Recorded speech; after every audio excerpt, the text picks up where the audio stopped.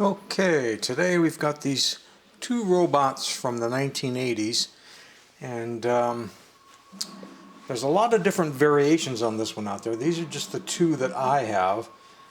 This first one here is a very inexpensive bump and go. It was just sold as battery operated robot.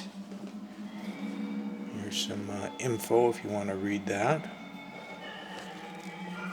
It's in a window box display as a new product, and in fact I found this in a grocery store of all places in Renton, Washington back in the 1980s.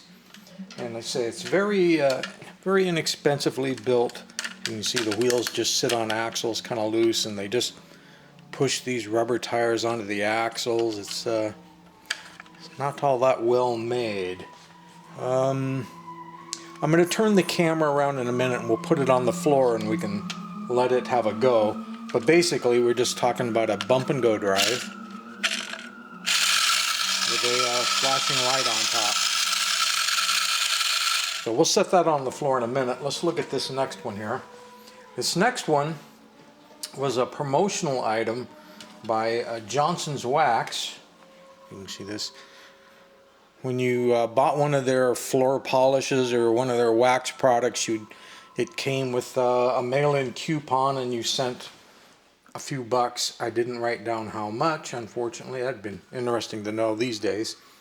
And then they would mail you back in this plain brown box this radio-controlled robot. And that takes 4 AA batteries inside the robot and one 9-volt battery inside the remote.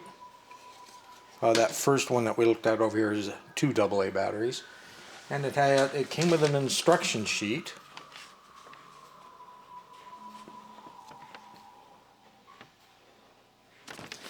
And as I said before, the box is just a plain brown cardboard box.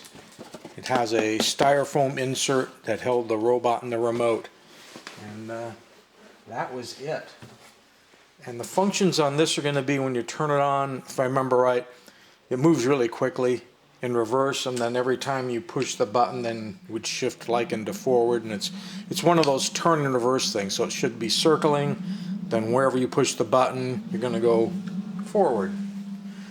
And again, because it's so fast moving, this is going to be one of those floor toys, so I figured we might as well just set ourselves up a little area here. Can't guarantee that they're going to stay in any one of these one areas.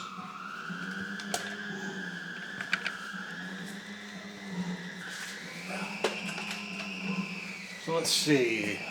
Let's turn this so I can maybe see when we're in frame. Have no idea what the bump and go guy is going to do because it's so cheaply built. It's going to get stuck a lot. What he's going to do. We'll let him just do his thing. And this one, yep, there he goes in reverse. Then if I push this button on the remote,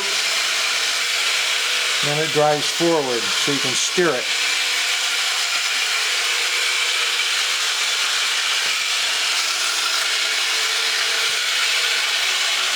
Nice flashing light on the top.